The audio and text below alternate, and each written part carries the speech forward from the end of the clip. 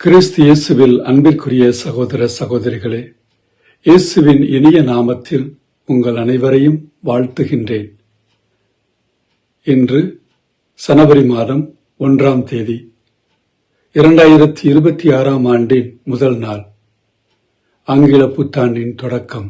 கடந்த ஆண்டு முழுவதும் இறைவன் நம்மை வழிநடத்தி வந்ததை நினைத்து இறைவனுக்கு நன்றி கூறவும், இந்த புதிய ஆண்டிலே இறைவன் நம்மை சிறப்பான விதத்திலே ஆசீர்வதிக்கவும் அருள் தரவும் வேண்டி ஜெபிக்கின்ற நாள்.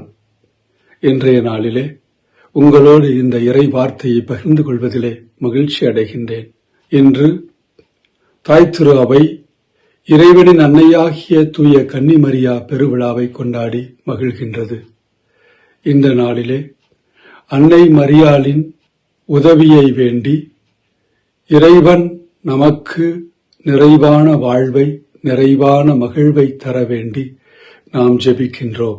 இன்றைய நாளிலே உங்களோடு இந்த நற்செய்தி இறை வார்த்தையை பகிர்ந்து கொள்வதிலே மகிழ்ச்சி கொள்கின்றேன். இன்றைய முதல் வாசகமானது எண்ணிக்கை நூலிலிருந்து நமக்கு கொடுக்கப்பட்டுள்ளது. கடவுள் மோசே வழியாக இஸ்ரேல் மக்களுக்கு எப்படி ஆசி கூற வேண்டும் என்று ஆரோனுக்கு அறிவுறுத்துகின்றார். ஆரோன் எப்படி தம் மக்களை ஆசீர்வதிக்க வேண்டும் என்று எடுத்துச் சொல்லுகின்ற இறை வார்த்தையை இன்றைய முதல் வாசகம் நமக்கு தருகின்றது. எண்ணிக்கை நூல் 6ஆம் அதிகாரம் 22 முதல் 27 வரை உள்ள வசனங்களானது கடவுள் எப்படி இஸ்ரேல் மக்களை ஆசீர்வதிக்க வேண்டும் என்று எடுத்துக் கூறுகிறார். மக்களுக்கு ஆசி கூற வேண்டிய முறை: ஆண்டவர் உனக்கு ஆசி வழங்கி உன்னை காப்பாராக. ஆண்டவர் தம் திருமுகத்தை உன்மேல் ஒளிரச் செய்து உன் மீது அருள் பொழிவாராக. ஆண்டவர் தம் திருமுகத்தை உன் மீது திருப்பி உனக்கு அமைதி அருள்வாராக என்று இறைவன் 3 முறைகளிலே ஆசிரை வழங்குவதற்கு சொல்லுகின்றார். கடவுளுடைய ஆசீர், கடவுளுடைய அருள், கடவுளுடைய அமைதி, இந்த 3ம் நமக்கு முக்கியமாக இருக்க வேண்டிய ஒன்று. இந்த உலகத்திலே நாம் நல்முறையில் வாழ வேண்டும் என்றால் கடவுளுடைய ஆசீர் நமக்கு வேண்டும், கடவுளுடைய அருள் நமக்கு வேண்டும், கடவுளுடைய அமைதி நமக்கு வேண்டும். எல்லாவற்றையும் கடவுள் நமக்கு இறை நம்பிக்கையிலே, இறை உறவிலே நமக்கு தருகின்றார். அன்பிற்குரியவர்களே, நாம் பல நேரங்களிலே சொல்லுவோம், சாமி தரிசனம் என்று சொல்லுவோம். கடவுளுடைய அருள் பிரசன்னம் நம் மீது என்றும் குடிகொண்டிருக்க வேண்டும். கடவுளுடைய அருள் பிரசன்னம் நம்மை வழிநடத்தி செல்ல வேண்டும். இறைவனுடைய பராமரிப்பும் உதவியும் நமக்கு என்றும் கிடைக்கப்பெற வேண்டும். எனவேதான் இந்த ஆண்டின் தொடக்கத்திலேயே இந்த ஆசியை குறித்து நமக்கு சொல்லப்பட்டிருக்கிறது. நாம் ஒவ்வொரு முறையும் நம்முடைய வாழ்க்கையின் தொடக்கத்தின் ஒவ்வொரு நிகழ்வுகளிலும் பெரியவர்களிடம் ஆசி பெறுவது நமக்கு வழக்கமாக இருக்கிறது. ஒரு மனிதன் இன்னொரு மனிதரை கடவுளுடைய பெயரால் ஆசீர்வதிக்க வேண்டும். எனவே ஆசீர்வாதம் நமக்கு மகிழ்ச்சியை தருகின்றது. ஆசீர்வாதம் வாழ்வின் நிறைவை கொடுக்கின்றது. ஆசீர்வாதம் இறை நம்பிக்கையை கொடுக்கின்றது. எனவே இந்த நாளிலே இறைவனுடைய ஆசீர்வாதங்களை, இறைவனுடைய ஆசீரை பெற வேண்டிய நாளாக இன்று இருக்கிறது. எனவே தான் இன்றைய முதல் வாசகம் இறைவனுடைய ஆசீரை பெற்றுத் தருகின்ற அருளை இறை மக்களுக்கு வழங்குவதற்காக கொடுக்கப்படுகின்ற செய்தியாக இருக்கிறது.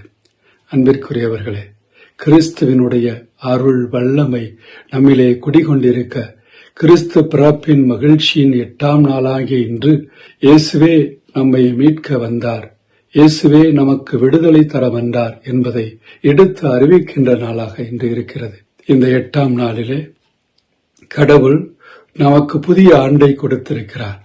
கிறிஸ்து பெயரிடப்பட்ட இந்த நாளிலே கிறிஸ்துவினுடைய அருளை நமக்கு நிறைவாக கொடுப்பதற்காக இன்றைய நாளிலே நாம் சிறப்பாக ஒருவர் மற்றவருக்காக வேண்டுகின்றோம்.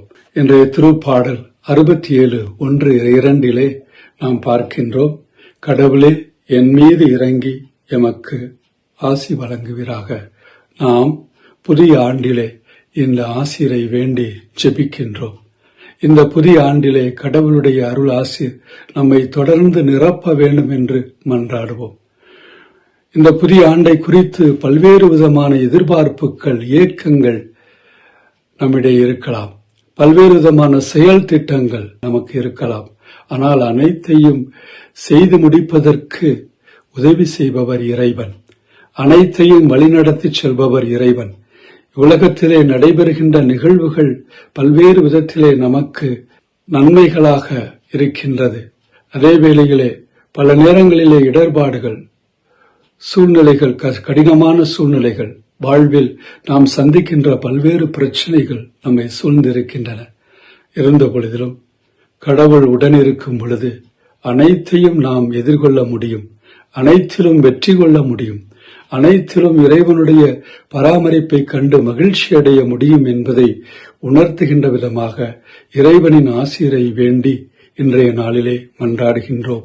தொடக்க நூலிலே கடவுள் அப்ராமை நோக்கி, உனக்கு ஆசி வழங்குவேன், உன் பெயரை நான் சிறப்புறச் செய்வேன், நீயே ஆசியாக விளங்குவாய் என்று தொடக்க நூல் 12ஆம் அதிகாரம் 2ஆம் வசனத்திலே கடவுள் ஆபிரகாமை நோக்கி சொல்லுகின்றார்.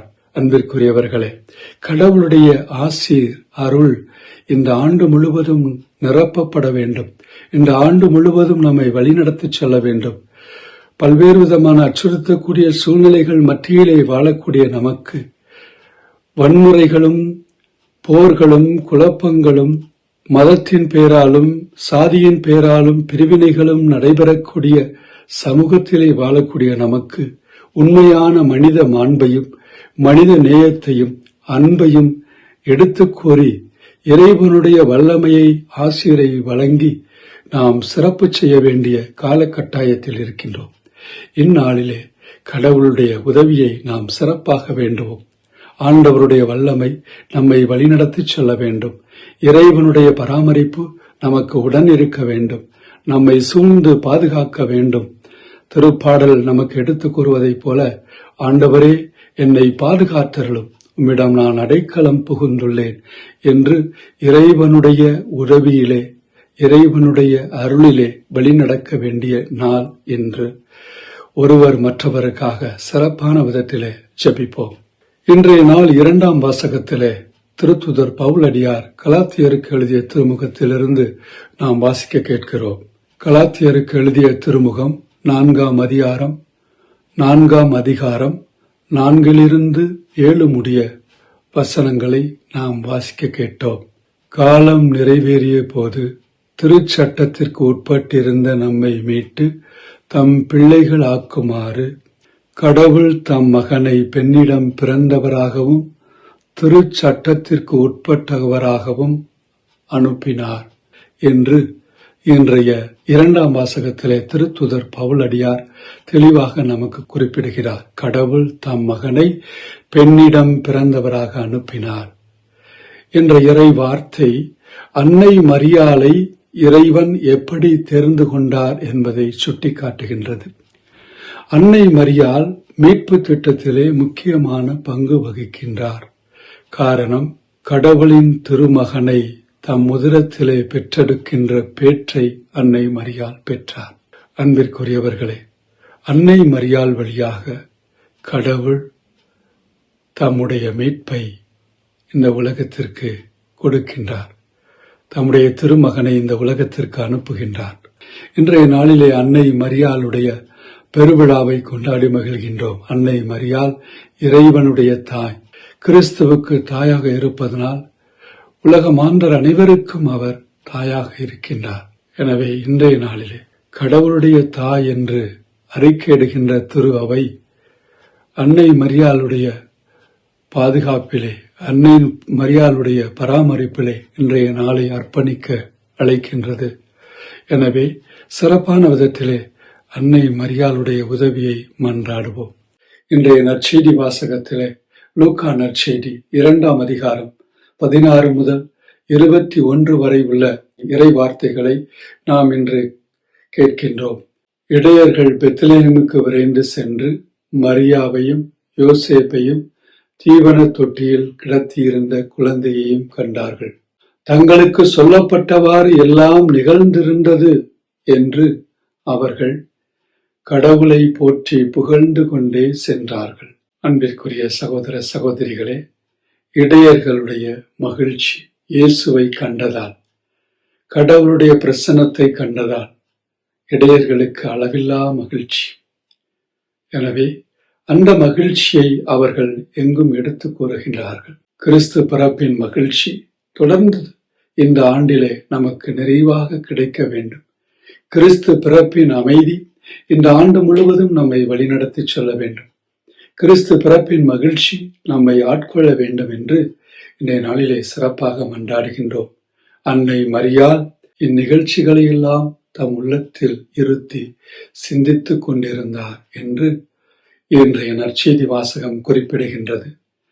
மரியாள் இறைவனுடைய அளப்பரிய அன்பின் வெளிப்பாடாக, இறைவனுடைய மகிழ்ச்சியின் அடையாளமாக இருப்பதை நாம் உணர்கின்றோம்.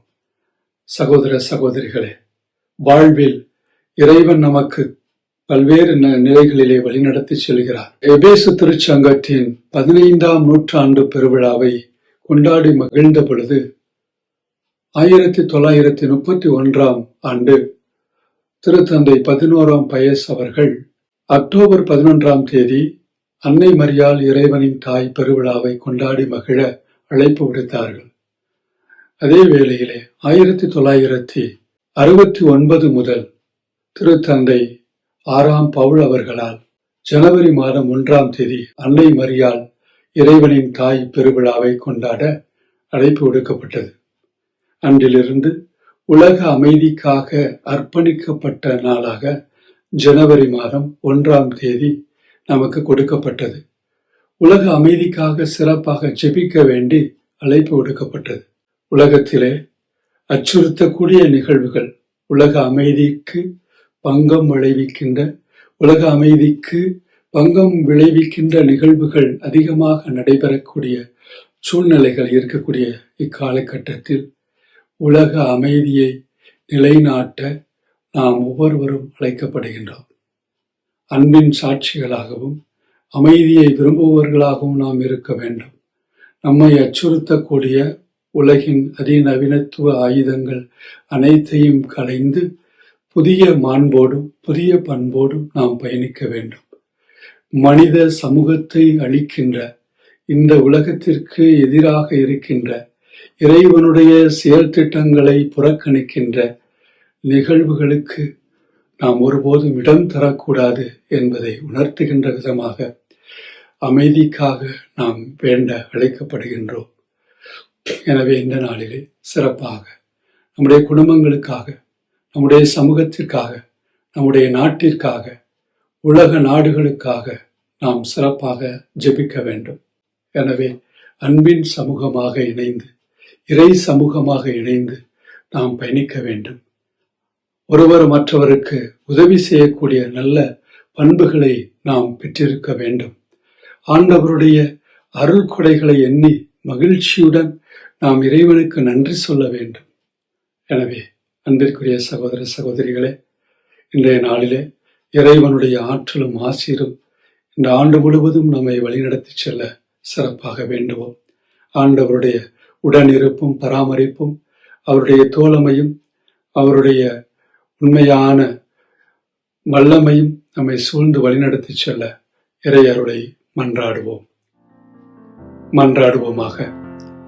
பேரன்புமிக்க தந்தையே இறைவா, வல்லமையும் ஆற்றலும் நிறைந்த உம்முடைய மேலான கொடைகளுக்காக நன்றி செலுத்துகிறோம். இந்த புதிய ஆண்டிலே, இந்த புதிய நாளுக்காக நன்றி செலுத்துகிறோம். இந்த புதிய ஆண்டை எங்கள் கரங்களிலே நீர் கொடுத்திருக்கிறீரே, உமக்கு நன்றி செலுத்துகிறோம். மது வல்லமையும் மது அருளும் மது பராமரிப்பும் எங்களை சூழ்ந்து வழிநடத்தவும், எங்களை சூழ்ந்திருக்கின்ற பல்வேறு விதமான தீமைகள், இருளின் சக்திகள், தீவினைகள் அனைத்தும் அகன்று புதியதொரு பாதையிலே புதியதொரு சகாப்தத்தை படைப்பவர்களாக, மகிழ்ச்சியின் தூதுவர்களாக, அமைதியின் உண்மையான சீடர்களாக நாங்கள் மாறுவதற்கு தேவையான இறை வல்லமையையும் ஆற்றலையும் ஆசிரையும் தந்தருளும். எங்கள் ஆண்டவராகிய கிறிஸ்து வழியாக உம்மை மன்றாடுகின்றோம். ஆமென்.